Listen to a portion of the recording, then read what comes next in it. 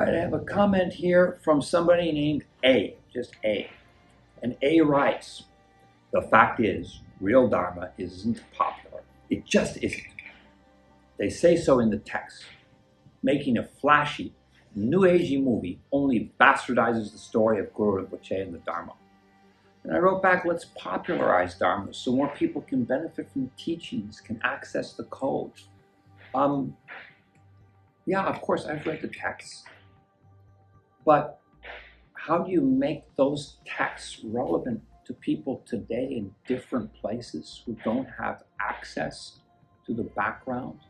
Many young people today are not reading texts. They're dependent upon visual images using their cell phones. That's the reality of life today. And so the Guru Padmasambhava said, he was leaving teachings for the future to be revealed in different ways at different times to address the new and ever-changing needs of people. So if we're able to use very kind of, acceptable ways to communicate, even using the language of technology, which is what young people understand because that's their world, then let's connect to them and let's realize that actually technology and spirituality are not something that cannot be intermingled, because actually in many ways the teachings of Guru Padmasambhava, the Lotus-born master, explains the technology better than any of the technology people can explain it.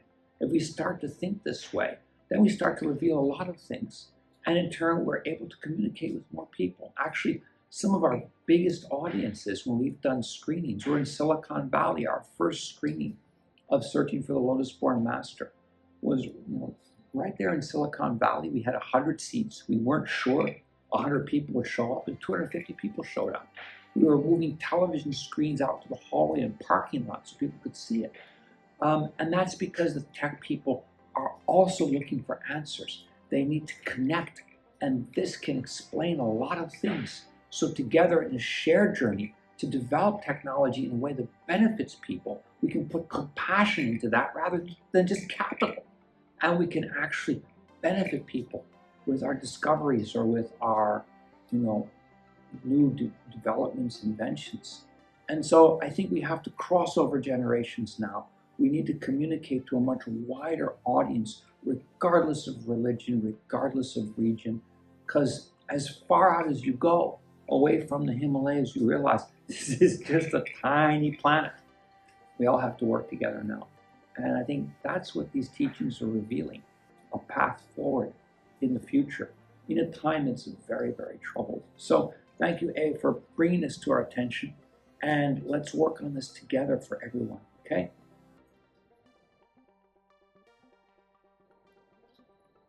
A also writes, Guru Rinpoche's life isn't shrouded in mystery. Lo, it's all in the text. A, once you have awareness, there is no mystery. We'll read the text, meditate.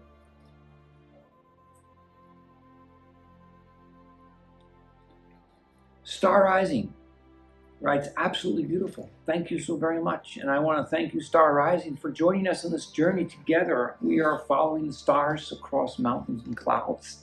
And actually tonight, just above us, the Big Dipper is right out there over the Shambhala ashram and studio. So we're going to look to the stars and realize that way up there in those stars, there's entire universes and galaxies and all kinds of stuff going on.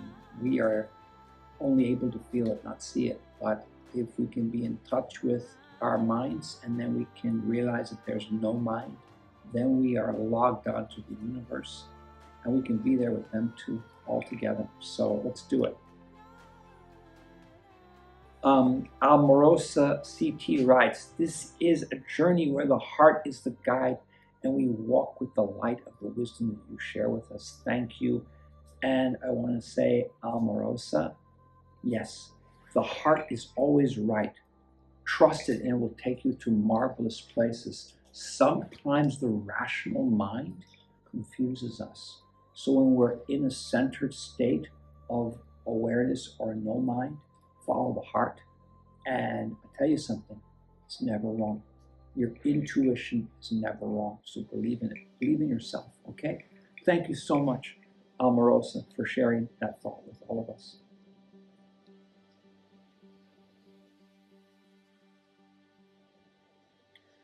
Somebody named 52 Fun Things. I love that name. I can also think of 52 fun things to do.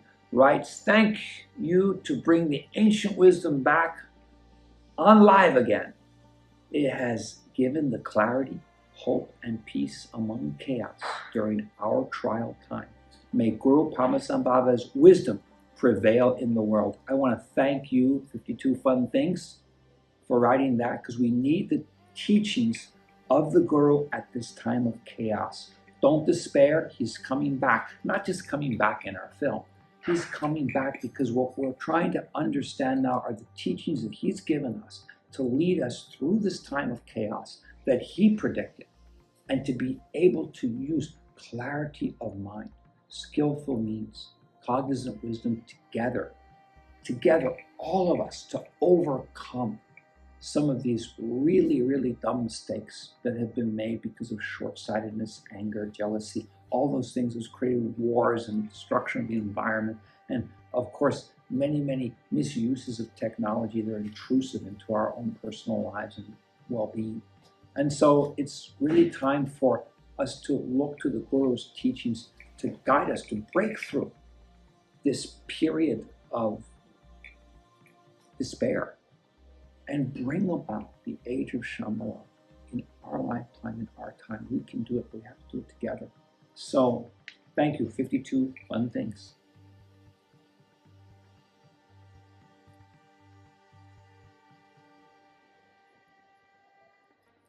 SPG 7777 writes, hey, at about 13:20, I was expecting to hear some Moby from Bourne Movies.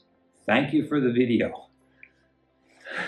We're on mission searching for the Lotus-born Master, and we're going to be on that mission until we find him. Yes, he's coming back. Thank you for your comment, SPG 57s.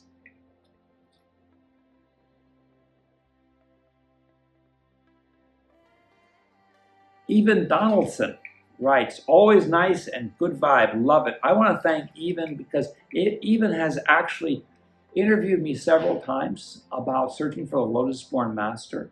And most recently, we did a video talk together about the return of the Lotus-born Master and the return of Quetzalcoatl in Central and South America, and how these ideas are connected. Of course, Quetzalcoatl is a feathered serpent.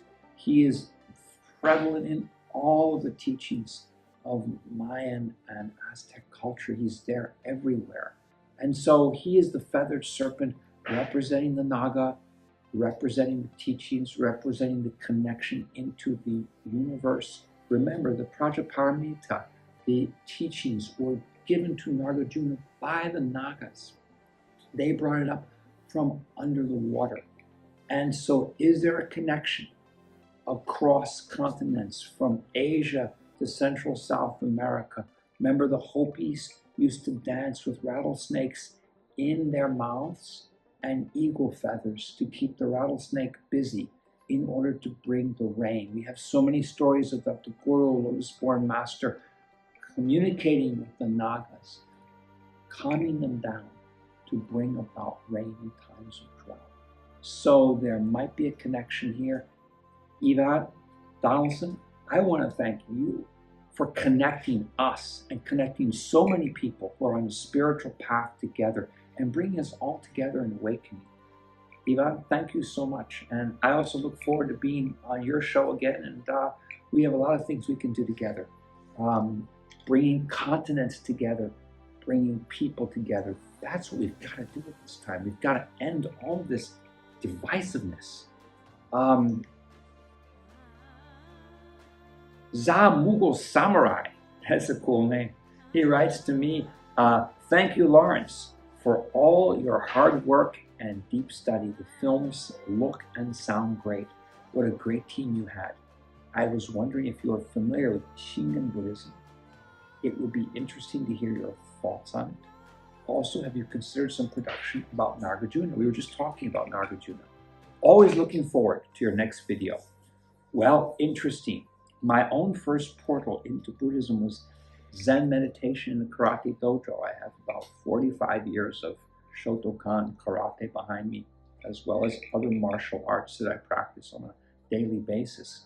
And Zen meditation was always part of it. And the reason why I do that is it's kinetic meditation, it's moving meditation, always followed by Zazen meditation afterwards. And some of my very earliest meditation experiences were actually in Kyoto, Japan, where I was in temples there when I was younger, learning some basic meditation, breathing, and trying to empty the mind. So thank you for reminding me of all of this. And Nagarjuna is a really big topic, and we are projecting his story into our planning. So right now we have a lot on stack, but that's a very powerful, powerful story and needs to be shared in the future. So thank you very much, Za Mughal Samurai. Thank you for bringing those thoughts to all of us. And we have here, Somo Yog writes, mahalo for this documentary and following the vision you receive. May all human beings wake up and discover their true nature. Now, for many of you, you may not know what mahalo means. I actually went to school in Hawaii, and mahalo is Hawaiian for thank you. We always say mahalo. And the Hawaiian language is very rich. I love the Hawaiian language so much. And so I wrote back, to Somoya, mahalo, yes. I'm actually from Hawaii. I used to live in Honolulu. I used to live in a place called an alleyway called Puck's Alley, which is near University of Hawaii, near the Manoa Valley. And Hawaii is an incredible spiritual energy field. It's actually a portal to other dimensions. And the Hawaiian people, the traditional people there, had so much knowledge of our universe, of our stars, of our skies, of our seas. And they were so connected to spiritual dimensions. When you go to the traditional hula dancing, it's very powerful. It's not what you see on Waikiki Beach. They do this kind of, a lot of it's Tahitian dancing or Samoan dancing on Waikiki Beach for the tourist shows. When you go to the real traditional, you'll see the kahunas, the priests, giving the dance instructions, the power, the energy. That is all about connecting onto the universal matrix, to the universal hologram. Hawaii is a very powerful center. And the goddess Pele at the volcano, she is like the Kini energy. Wow, she's so powerful. All people in Hawaii have great respect for tradition and for nature. And another thing I want to talk about Hawaii, living there, studying there as a student, one thing that's really great is in Hawaii, we have many, many different ethnic groups. There are so many groups in Hawaii. We have, of course, the biggest groups are your Japanese or Chinese, Filipino, Fiji, Samoan, of course, our native Hawaiian people. We have all over Asia, Indonesia, Malaysian, everybody's there. Wherever you are in Asia, somebody is in Hawaii. And also we have people from the mainland, that's the rest of America, because, as far as we're concerned in Hawaii, we're the center of everything. So the rest of those guys, they have some of them that come over, like myself, I was born in the East Coast, actually, in New York, so I later came to Hawaii. And, when people live there for a long time and get to become very local, they're called kama'aina, means that they're connected to the culture and the land. And, you have all these people working together. Each has their traditions. The Chinese have their tradition, the Japanese have their tradition, Filipino. Everybody has their holidays, their traditions, their traditional, communities. It's so community oriented. But in the end, everyone recognizes that they're Hawaiian. Everybody embraces one identity, being Hawaiian, and respects all of the cultures that are shared within that greater, we call Ohana. That's a Hawaiian word for family. Within the great Ohana, everyone's Hawaiian. And if we can take that idea from the little island of Hawaii and project it to the rest of this planet, I don't care what you're from, what culture, what religion. We recognize we're all from this planet. Okay? We have to work together, be together, share together, respect each other. We have a lot to learn from Hawaii. So I want to thank you so much for bringing back, Hawaii to the conversation. Very powerful spiritual place.